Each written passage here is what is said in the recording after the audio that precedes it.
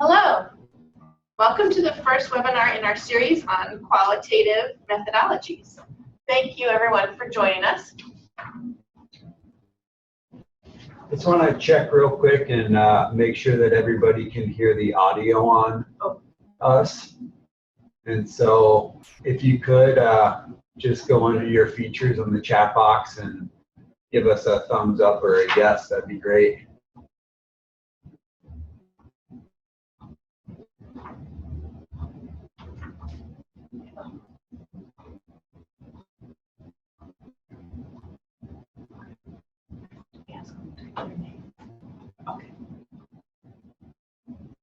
Okay, great.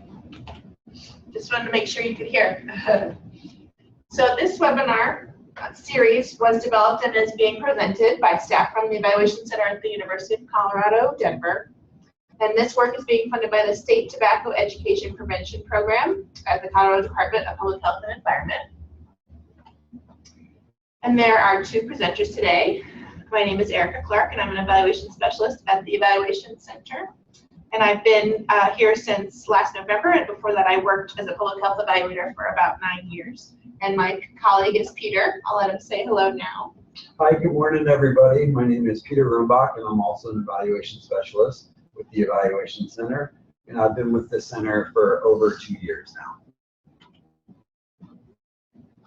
And so today we're using Zoom. Some of you or many of you may have used Zoom before. At the bottom of the screen, you'll see different functions, including the ability to chat during the webinar. Please feel free to type any questions you may have, and we'll try to address these either during or at the end of the webinar. You'll also notice that the video and audio are muted on your screens. Please leave these muted by not clicking them. We're recording this webinar, which will be archived along with several additional resources on the STEPP evaluation website. And so we'd like to know how many folks are participating and who is participating. If you could again click on the chat icon at the bottom of the screen and type the name of your organization and your name, that would be great. And if there's anyone else in the room with you, if you could also please type their name. And if you're not a STEPP grantee, please type the name of the grantee organization with whom you work. And then we'll also share a sample interview protocol later in the webinar, and that will appear in your chat box as a file that you can download and open, and we'll let you know when we do that.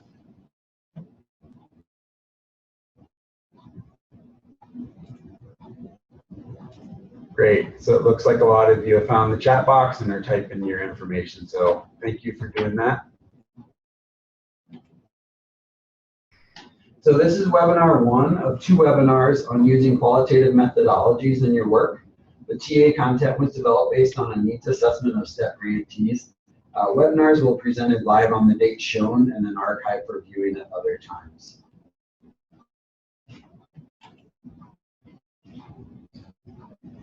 So here are the goals for this webinar. After this webinar, we hope you'll be able to explain when it's helpful to use qualitative data as a data collection method, describe different kinds of data, qualitative data collection, describe the 8 steps for conducting effective interviews, write effective interview questions, describe interview facilitation practices, explain when focus groups are appropriate, and identify ways to encourage accessibility for all populations.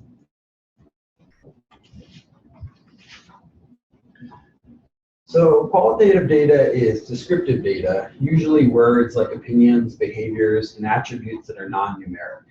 Qualitative data can also be pictures or video. Some of you may have heard of photo voice as an approach to collecting data, where people use photography to document things in their community.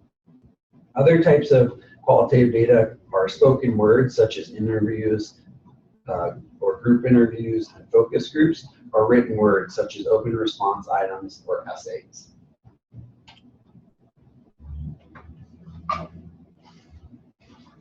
I'll give you a sec to read this cartoon.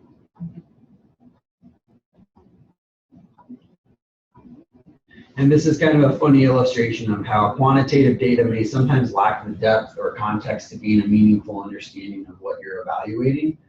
So you may have numeric data that could be supported or clarified by qualitative results. or you may have questions that are not easy to explore using surveys. Survey items often help you understand the what, when, or how many, and qualitative data can help you dig a little deeper to understand the why or the how. So a mixed methods approach is preferred, although some researchers and evaluators use only quantitative or only qualitative. So qualitative data is helpful for a number of reasons. First, it helps to understand context of quantitative data. Think about a survey that collects data on patient attempts to quit smoking, satisfaction with quit programs, or attitudes towards tobacco. Given the results of each of such survey items, how would you understand the reasons why or how respondents feel about these issues? Qualitative data can provide this type of context. Second, it can help to collect stories and examples. Survey data often does not provide illustrative examples of data, whereas qualitative data can provide a narrative.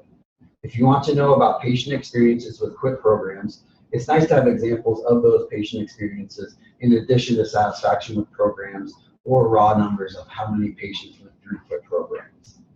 And third, it can be helpful to explore new pathways or motives. Given the open-ended nature of qualitative data collection, data can often lead researchers down new or unexpected pathways. For example, a survey may help you understand the amount of certain behaviors, such as frequency of daily tobacco use, but qualitative data can provide information on the motives behind those behaviors, such as stressors that cause increased usage or strategies for decreasing usage. A couple of additional ways that qualitative data is helpful is that it can help to collect effective data, beliefs, and values, and strengthen results by using multiple data sources. So for example, survey items often don't allow respondents the space for explaining their answers. Qualitative data collection allows the respondent to provide a more in-depth answer while giving the collector an opportunity to probe further.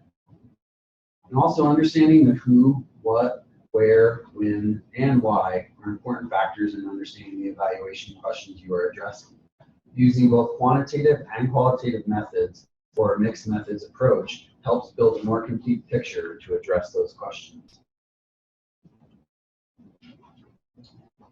So, however, there are some cautions to be aware of with using qualitative methods.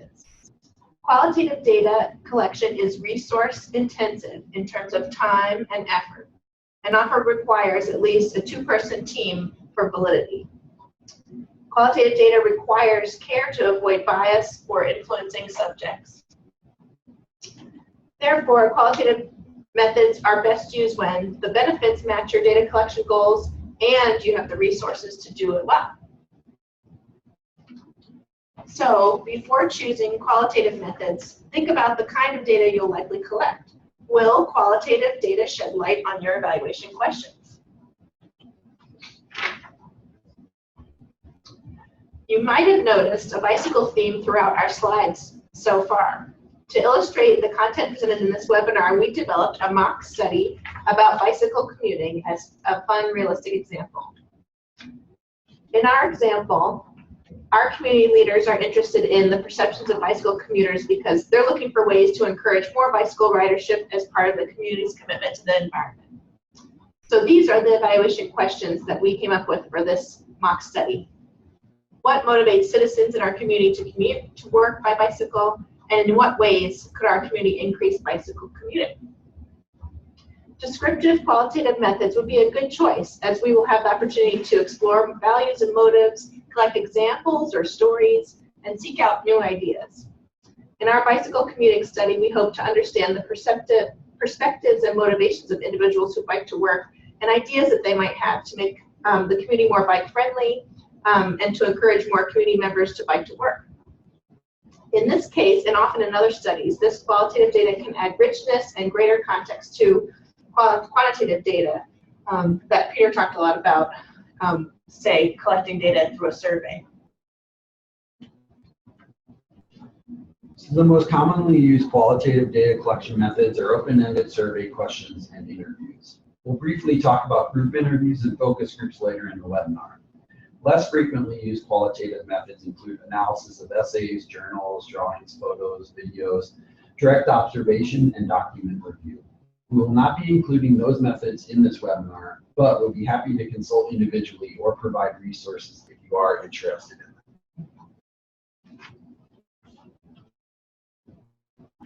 So including 1 or 2 open response items on a survey can be an effective way to add meaning to your survey results. These are examples of simple, focused questions that could provide illustrative responses to support quantitative survey data.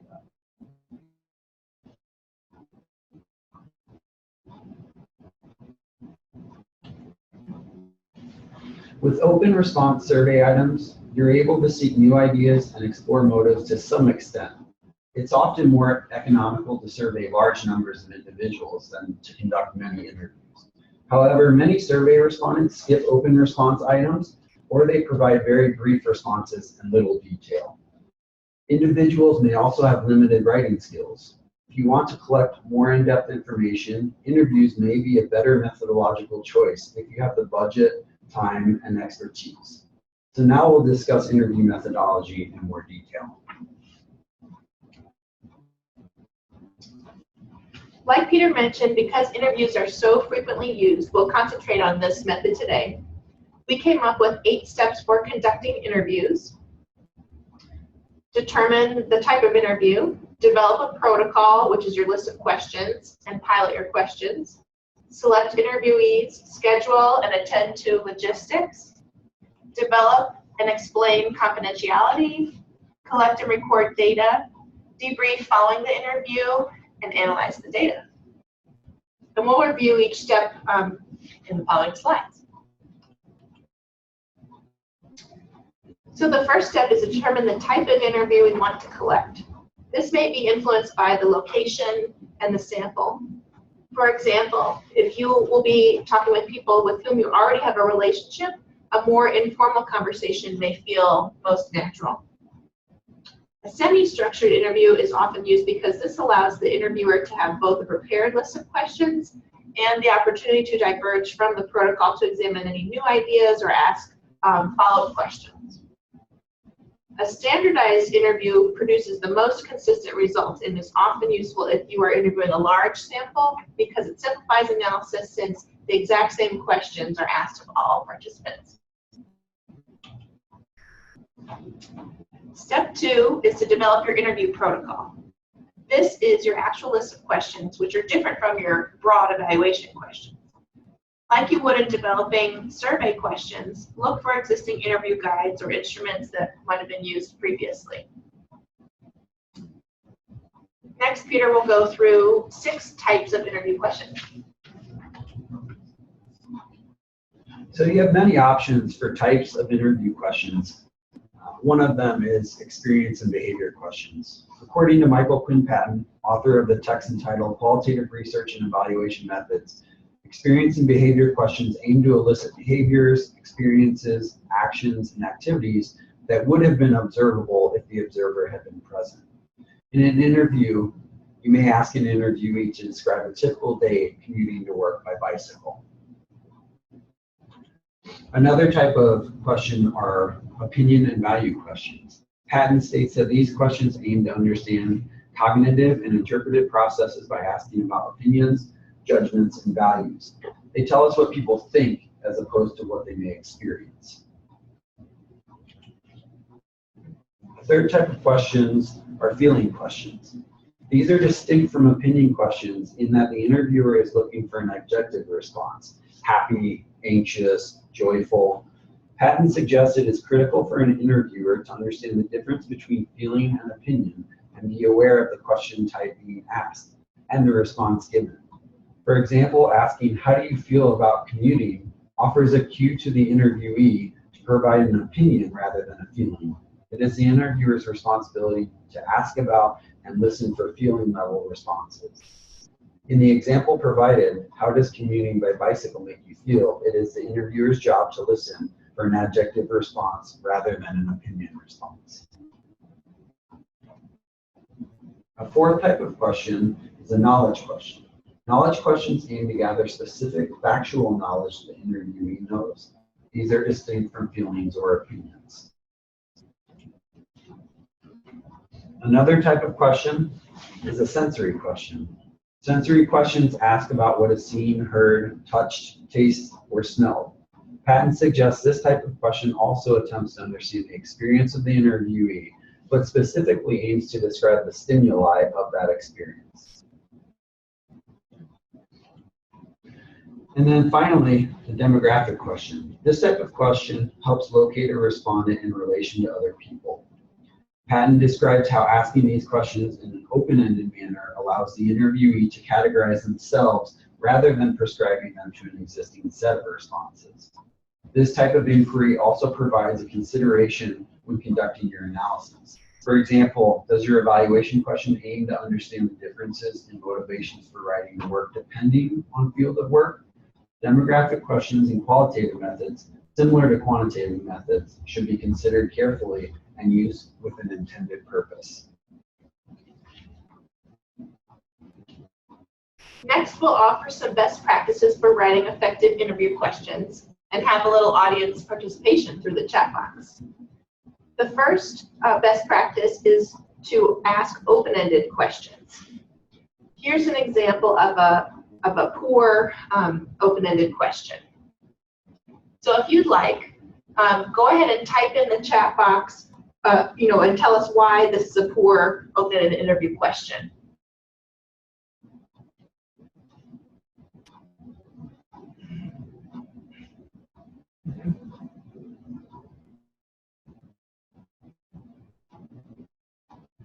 Yeah. Great. Thank you, Lisa and Karen and MS and Smith. You've got it. It lends, to just a yes or no answer, and most likely at this point in your interview, it would likely end the conversation. So here's a better way to ask this question. What is your opinion of bicycle helmet laws? This wording is more likely to encourage the interviewee to provide a thoughtful and narrative response. Great. The next best practice is to ask neutral questions. Here is another poor quality interview question. So again, if you'd like, type in the chat box and answer, what about this question makes it not neutral? Or why is this a poor question?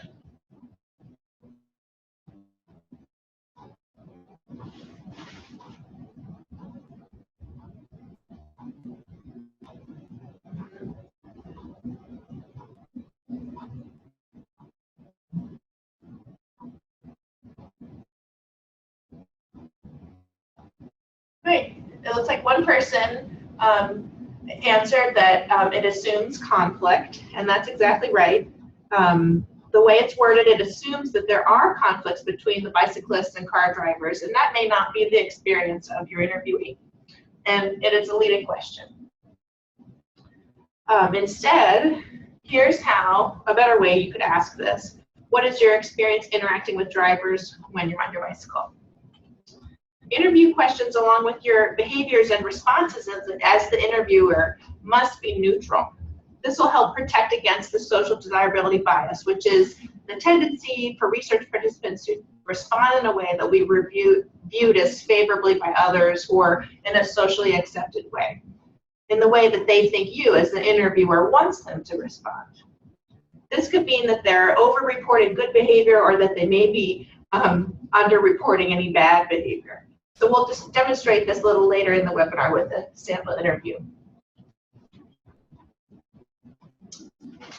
So the last best practice for writing effective interview questions is to ask questions with a single, clear focus. We talked a lot about this in our previous webinar when we were discussing writing good survey questions. Similarly, in all interview questions should be clear and have a single focus. So here's an example of a poor quality interview question. So tell me in the chat box if you'd like, what about this question makes it a bad interview question?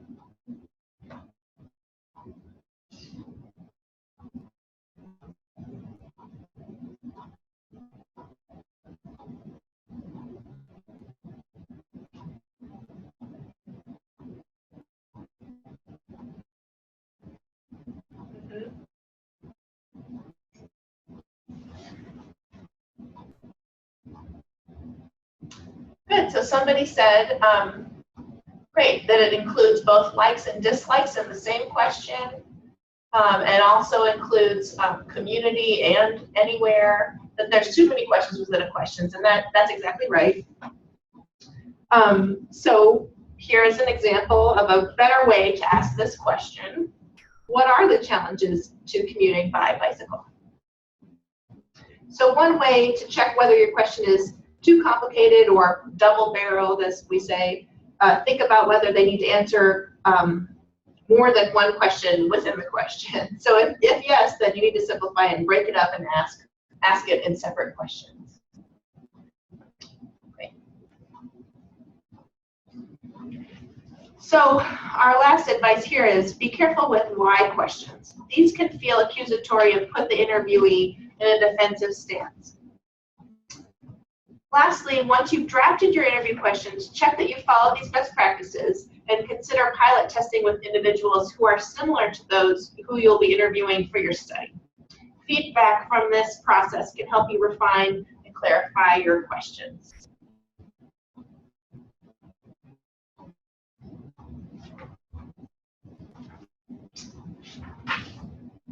Follow-up probes or follow-up questions. Prepare and use these as needed. Good follow-ups or probes encourage more reserved interviewees to talk more. Examples include, can you give me an example? Or tell me more about that? Or can you explain further? So this is just some sample text from one of our interviews that we conducted. And you can see on the last row, we highlight that probe to try to elicit a little bit more response.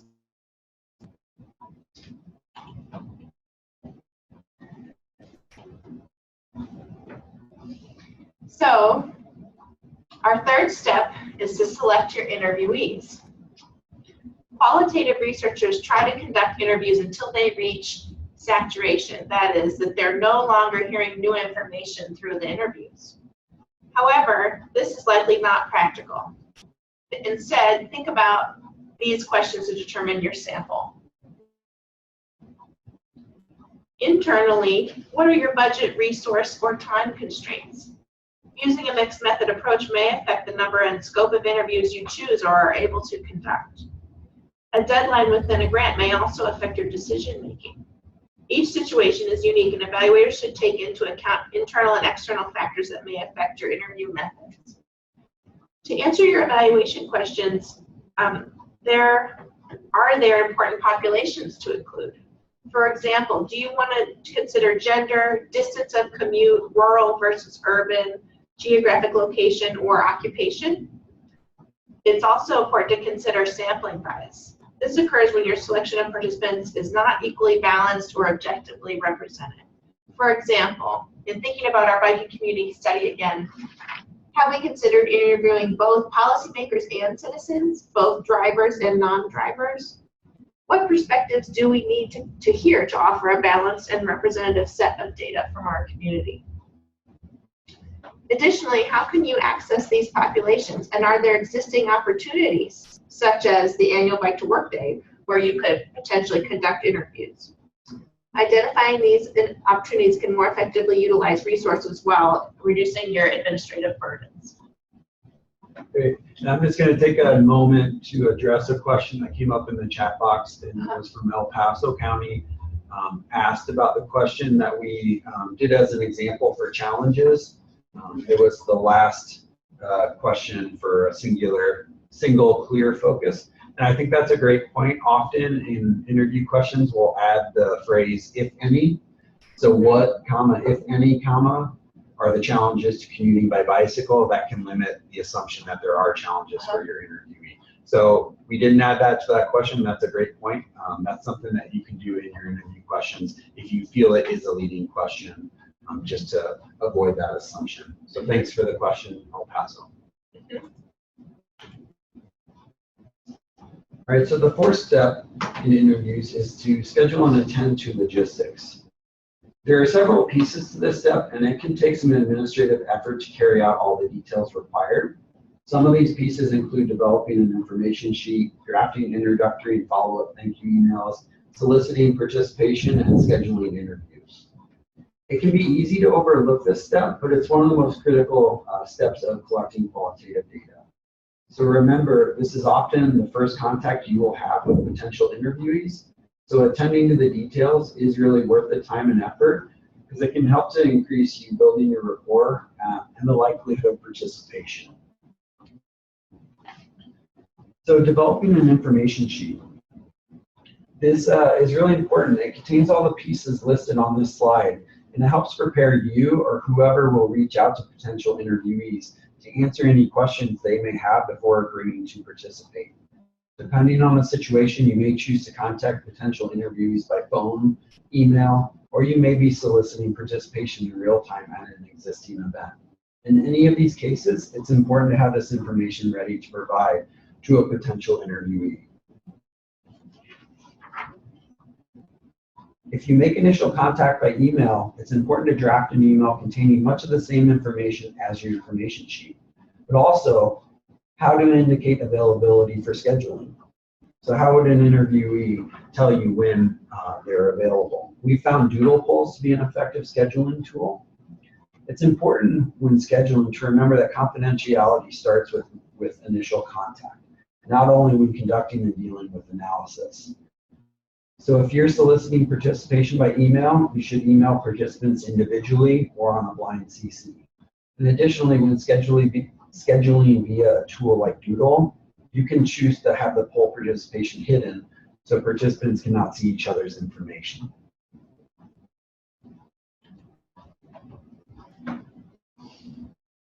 So scheduling interviews and confirming. Once you have scheduled, you should confirm the day, time, or location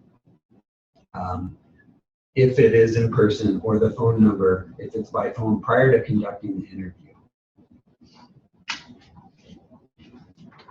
Now I just want to talk a little bit about the differences when you're choosing in-person, phone, or video conferencing.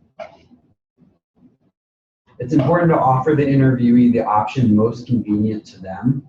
This is true for how the interview is conducted, the location, if it's in person, and the day and time. In-person interviews are ideal for establishing and building rapport, as well as understanding and reading nonverbal cues. They are more expensive and time-intensive, however. Conducting interviews via video conferencing can be a nice in-between. With this approach, it becomes your responsibility to assure the interviewee understands whichever technology you use and can participate fully. So just as a side note, we have done focus groups by video conferencing. We've done interviews by video conferencing, and it can be especially useful if geography is an issue. So some of the grantees with STEPP are all over the state, and sometimes we work with people from all over the country or even the world. So utilizing these different types can be really beneficial depending on the situation. So the fifth step is explain confidentiality. Before you begin your interview, explain the level of confidentiality you can provide. Will interview results from all interviewees be combined? Will names or other identifying information be reported? You may want to complete this step at the time the interview is scheduled so that the individual can decide whether or not to participate. So here's an example, and it might read like this. Inform interview of confidentiality, if and how responses will be aggregated, and why recording is necessary. As I previously mentioned, this can often be done in communication when the interview is being scheduled. It's also good practice to reiterate these points immediately prior to the interview as well. And so actually, we'll have examples of an information sheet, introductory email, and thank you email, and those have been posted under the resource tab on the website. So that it includes an example like this that you can draw from. Step number 6 is to conduct your interview. Be sure to record your conversation. You can take notes with pen and paper or on the computer. If you choose this option, it's helpful to prepare a blank protocol with space between questions for note-taking. If budget permits, it's helpful to do interviews in pairs so that one person can focus on asking the questions while the second person can take notes. You can also use the voice recorder or voice memo utility function on your cell phone to record the conversation. Be sure to specifically ask for permission to record. There are also inexpensive digital recorders available, useful if you'll be conducting many interviews because of the ability to sort digital files into subfolders and to slow the speed of playback for ease of transcription. In case you're not familiar, transcription is the process of writing or typing the audio into text. It's helpful to have the audio transcribed into text for your data analysis. You can do this on your own, it just takes time, or there are many services that charge per word or per minute to transcribe it for you so that you will have a Word document with all the text of the interview. Either way you choose to transcribe your interviews, it's important to consider these costs when planning your budget. Step 7 is debrief following the interviews. So after your interview is completed and you've left or the interviewee has left where you met, take a few minutes to record either on paper or digitally any important details and your general impressions right after the interview. If there are important contextual factors, it's important to note them. For example, a colleague here once conducted an interview with the grandfather whose sleeping grandchild was on his shoulder for the entire interview. Needless to say, he spoke very softly. Any emotions or body language can also be noted. As an interviewer, you may have additional questions for follow-up. For example, if the interviewee referenced a location or program not familiar to you, that you might want to jot that information down and to look it up later. If you have a colleague conducting the interview with you, it will be important for you to do the debrief together. Or if teams of interviewers are conducting similar interviews, it's good practice to bring all the interviewers together to share insights or ask additional questions, and you may even as a group determine that you need to modify your protocol based on these initial debriefings. And as Peter mentioned, we have a lot of resources on our website, and there is a debrief form posted, so you can see what that might look like, things to consider specifically. And finally, step number 8 is to analyze your interviews. So we'll be discussing this. It's the main subject of our next webinar that's going to be held at this time next Wednesday, September 28th. So, as I mentioned earlier on, we've developed a mock study where we interviewed 5 real bicycle commuters. It was a convenient sample of individuals we know personally, and I believe Peter's going to share the interview protocol in the chat box so you can follow along, since we will be watching a sample mock interview in just a moment. So we recorded one of these interviews in order to demonstrate some good interviewer practices and techniques. And in the video, I'm interviewing my husband, who really does ride his bike to work. And this video is pretty basic, but realistic. And you'll notice that, for instance, there's background noise since we recorded it outside with his bicycle. It looks like Peter just posted the interview in your chat box. It's a PDF that you can download. So please check the chat box now. And as you're watching the video that we'll play in a moment, jot down any best practices that you notice. Things that we've talked about so far today in terms of the interview questions, and then things you might notice about how the interviewer responds, things like that. After the video, you'll have the opportunity to tell us what you notice, again, through the chat box.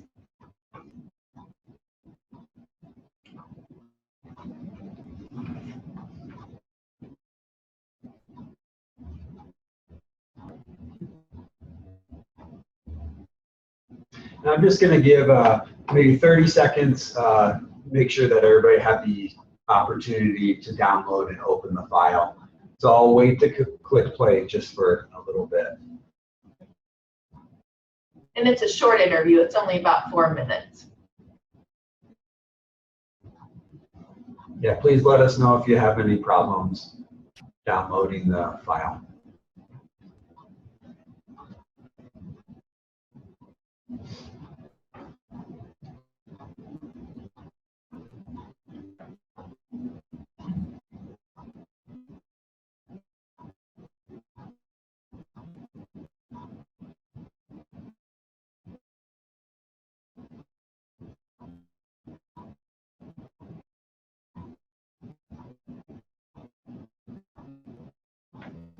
All right. I'm going to go ahead and turn the video on.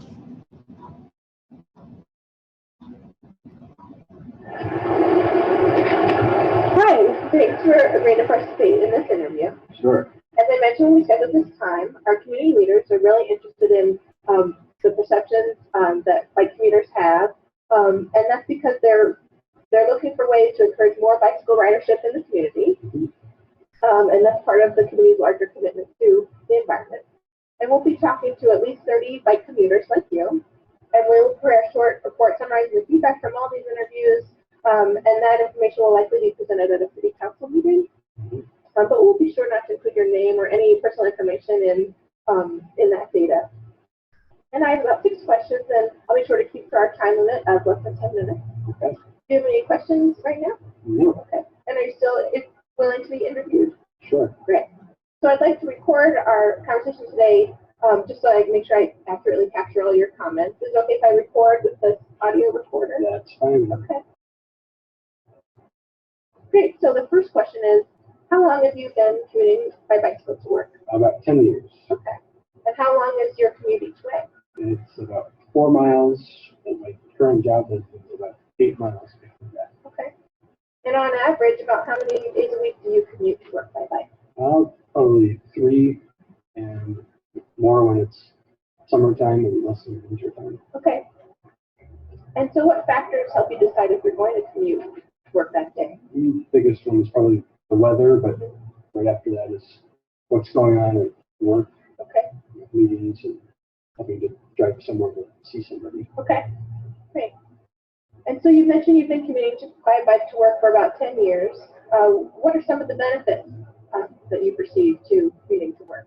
The best is probably the exercise and a good way to wake up in the morning and cool down in the afternoon after a long day. Great. Can you give an example of a time when you might remember when you especially noted that benefit? I guess every Friday coming home from work after a long week, it's a nice extra release at the end of the day. Nice. Okay. That counts. Yeah. What are some challenges to commuting to work by bike? Let's see, the clothes and food is kind of a funny one, but a big one. What you can wear at work and how long the ride is if you have to change, and then Okay. where there is to change, and take a shower if you have to get to the office. Okay. Food nearby, so it could be lunch without having to go too far. Okay. Okay. Can you give a specific example of when you noted this challenge, or? I guess come back to meetings. If you have meetings with clients or something, you need to wear nicer clothes. You have to figure out how to get in there and have food up. Okay. What about anything related to more the route to work, or the roads that you need to take to get there, or the community? Yeah, so that's a big one is the route to work. If it's busy roads and there's no bike lane, that's a big factor in decision making. Okay. That makes it much easier or more difficult to do a good route. Okay. Okay. We've talked about your experience. Now let's turn to thinking about the larger community. In your opinion, what do you think would encourage others to commute to bike by bike to work? As a start, having a good way to get there, a good path. My current ride is I only have to cross one little neighborhood street and it's all like that. Really easy, so it's fast. Safe. Doesn't feel like I have to cross the roads. Okay. So that's a big one. Okay. Anything else you can think of? No, I don't think so. I think the route is a really big one. You don't have to ride on busy streets, and that opens the door. Okay. Great. So those are all my questions. Do you have any other additional comments that you wanted to relate about your experiences with the community? No, other than nice not driving a car. Yeah. That's it. Great. Thank you. right, so that was our sample interview. Just want to ask, as you were observing, watching that video, and maybe taking some notes, what best practices or what general observations did you have? Anything from the webinar so far that we've talked about, or things that maybe we haven't talked about? If you want to go ahead and type those in the chat box, that'd be great.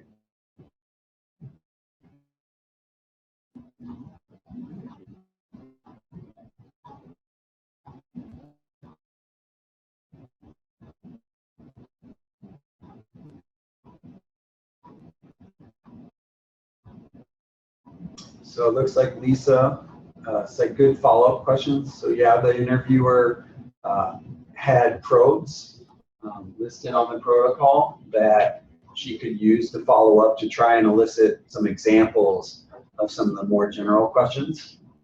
Yep, absolutely. M. Smith said she stuck to the script, asked some probing questions at one point.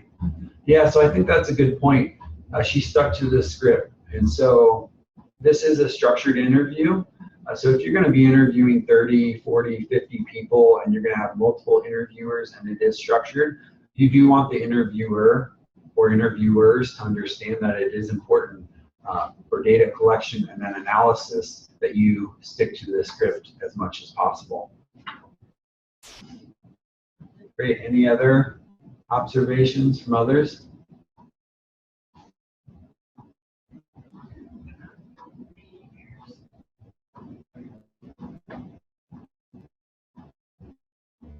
Okay, well, if you think of any others, as I'm going over some of the things that we jotted down, you can go ahead and continue to type those in the chat box.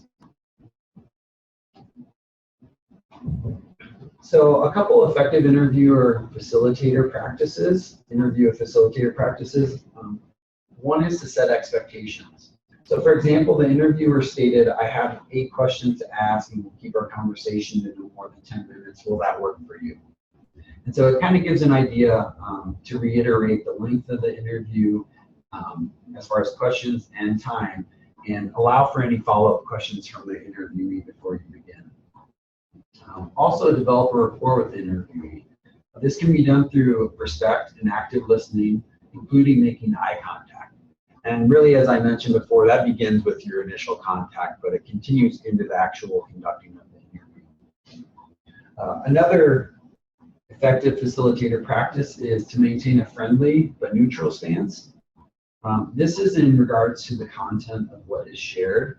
And so you may have heard the interviewer didn't really respond to the interviewee's answers with enthusiasm or opinion or bias. It was really just a, okay, nodding of the head, showing that you are actively listening, but you're maintaining a neutral stance. You're not placing judgment on the responses that are given.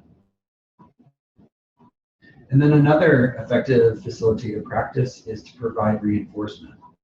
So this is related to the interviewee's participation. For example, I really appreciate your sharing this example. It's not saying this is a great example.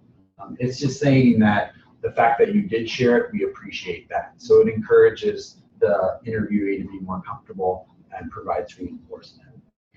And then lastly, facilitate the conversation. It's good to include some transition comments, such as, we've been talking about your experiences, now let's shift to talk about the laws regarding bicycle riders.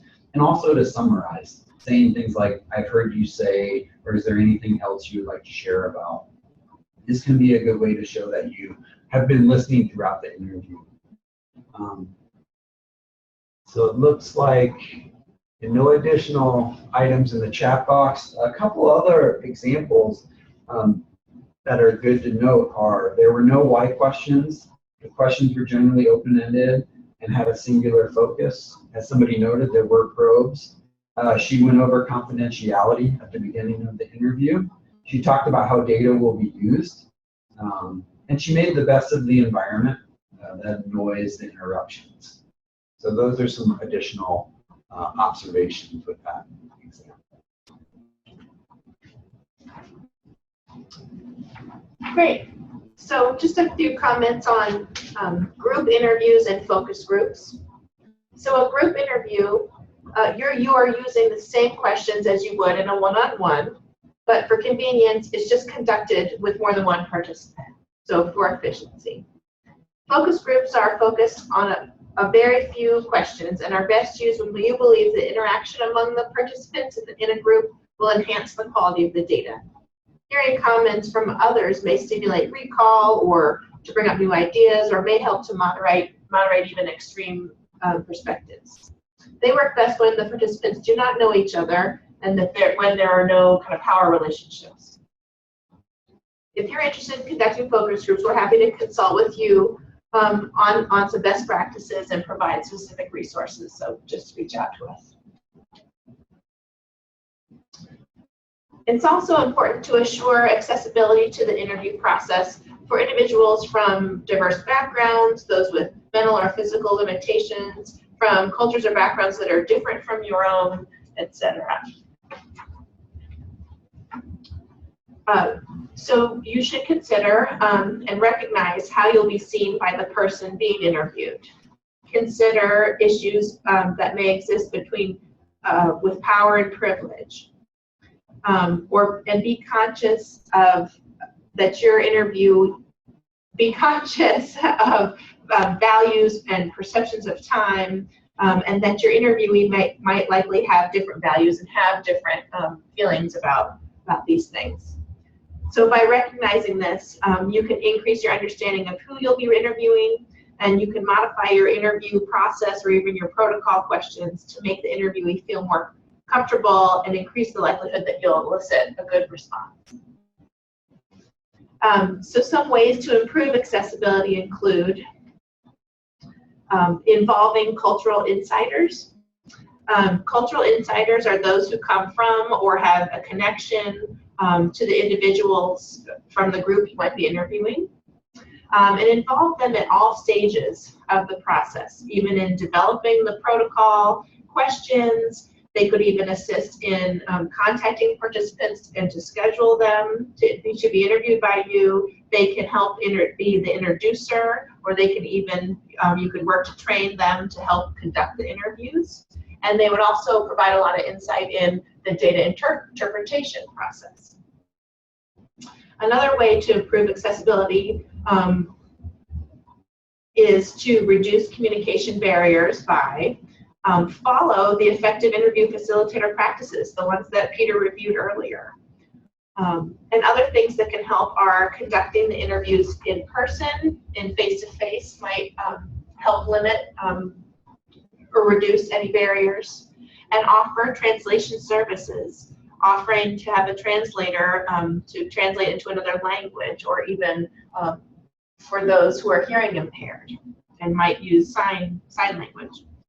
And lastly, you could utilize alternative reporting techniques, such as using cards or photos as a way to elicit responses.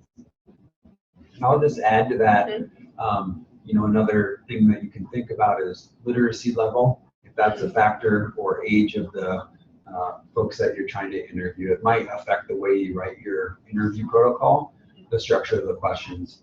So another factor to think about with accessibility. Great.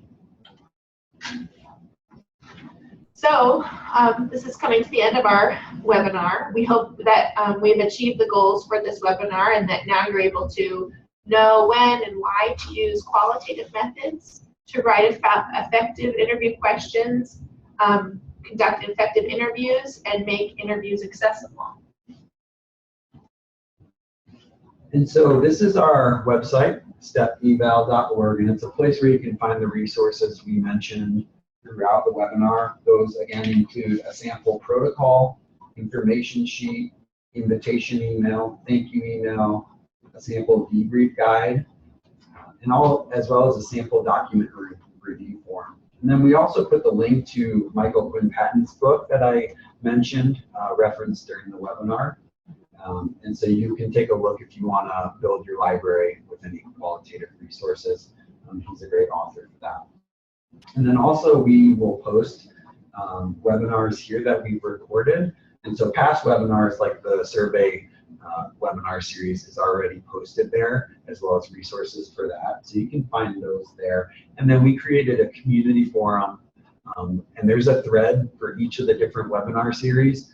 So after the webinar is completed, if you do have questions that you want to involve those who also participated in the webinar and us, you can post your question there and we can get a conversation going that way, as well as you can reach out to us directly if you want some more targeted TA. And then additionally, we'll be sending out a feedback survey following today's webinar, and it just really gives us as facilitators an opportunity to understand how we did and improve future webinars. So that'll be coming via Qualtrics from the Evaluation Center at ucdenver.edu, and we really appreciate it if you could fill it out. Along with best practices, your responses are confidential and all responses will be aggregated, and it really is just for us to improve what we do, and it really should only take about 10 minutes. So the next webinar, as Erica mentioned, is Qualitative Data Analysis and Reporting, and that will be a week from today and the same time. And so if you would like to register for that, Erica will be sending out a registration form via Google Forms, and we'll send a link like we did for the one today. So we hope that you enjoyed the webinar today. We hope it was useful, and we hope you'll participate next week as well. And so now we'd like to open it up for questions.